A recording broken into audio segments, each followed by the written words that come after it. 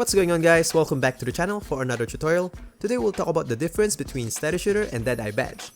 I received many comments as well, like asking which badge to choose in specific cases, so this video might answer those questions. I had a video with similar topic like last 3 months ago. Nothing wrong with that. This one will only have like a lot more details, especially in the badge recommendation part. So what I'll do is I'll explain each badge in details, then I'll cross compare it. Then at the end of the video, I'll help you decide how would you set up these two badges according to your build. So try not to skip the video so you get all the necessary details. It's not going to be that long anyway. So without further ado, let's get into it.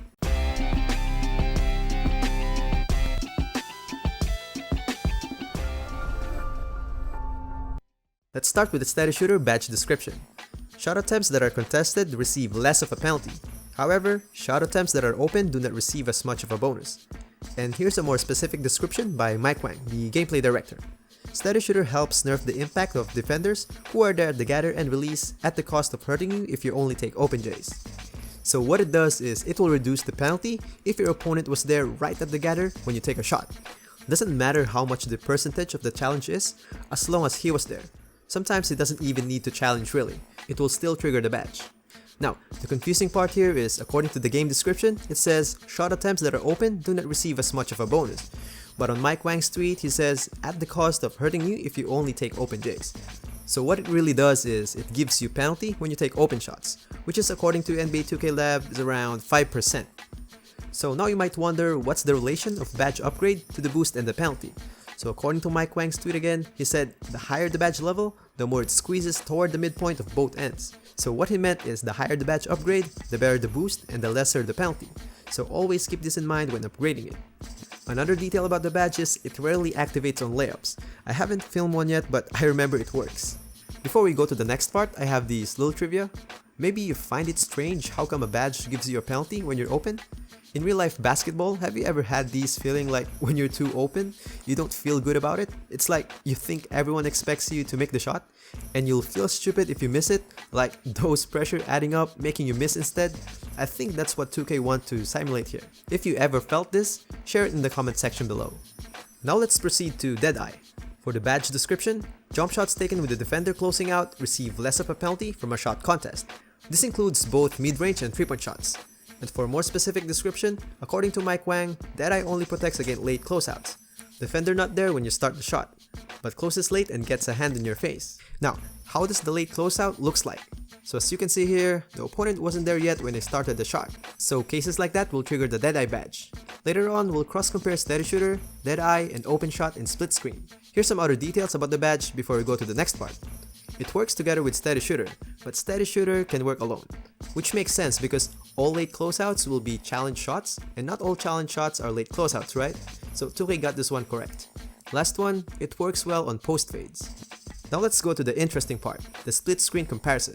So that's the difference between open shots, Deadeye, and Steady Shooter. So try to remember those, because knowing those will help you decide which badge you need to focus on, because by seeing that, you can picture which shots you usually take. And by the way, if you liked the video so far, please do me a favor by smashing that like button, and please drop by the channel for some other videos, and subscribe to tune in for upcoming ones. Now for the last part, here's my recommendation for badge upgrades. I'll try to point out specific cases as possible, but if you want more precise advice, just comment down below and I'll give my best advice as possible. So if you're a pure sharp with of course a lot of shooting badges and 95 3-point rating, just put both on Hall of Fame. Especially in my case, I trust my shot meter timing, so sometimes I don't care much about little challenge. And don't worry about the penalty on open shots, because having it on Hall of Fame means less penalty. And being a pure sharp, it means you have lots of badges and high 3-point rating to back you up. Plus, if it's a catch and shoot, you trigger the dimer badge of the passer as well, so you don't need to worry about the penalty. So if you're a part sharp only and you're too conservative with your shots, that you really like to take open shots only, don't worry about Steady Shooter honestly. Because if you're always chasing for open shots, the worst you can get is a late closeout, not a totally challenged shot, so you'll just waste the Steady Shooter. But this is only if you're too conservative with your shots though. But if you're a part sharp and you're not too sure about your shot selection, probably you would say 50-50.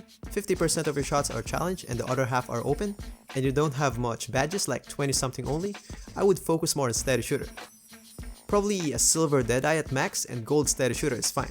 The reason for that though is for late closeouts, which is for Deadeye, are less covered shots, which means you will have less penalty anyway, which means you don't really need to reduce it. But for heavily challenged shots like around 50% challenge, the penalty is really high, so you need some kind of backup, which is the role of steady shooter. And about the penalty for open shots, you'll be fine. You got gold and probably around 85 3-point rating, so you'll be fine. Now, if you have like 80 or less 3-point rating and you don't have much badges, forget about steady shooter. Just focus on Deadeye. Maybe silver to gold will be fine. Because imagine having a low 3-point rating plus the penalty you got from steady shooter, because I assume you won't put it on Hall of Fame. It's a total disaster, so don't do it. So that's all for this video. If you have a specific case, just put it in the comment section below so I can advise. So if you like the video, please click that like button and don't forget to drop by the channel for some other tutorials and subscribe to tune in for upcoming ones, and happy gaming guys!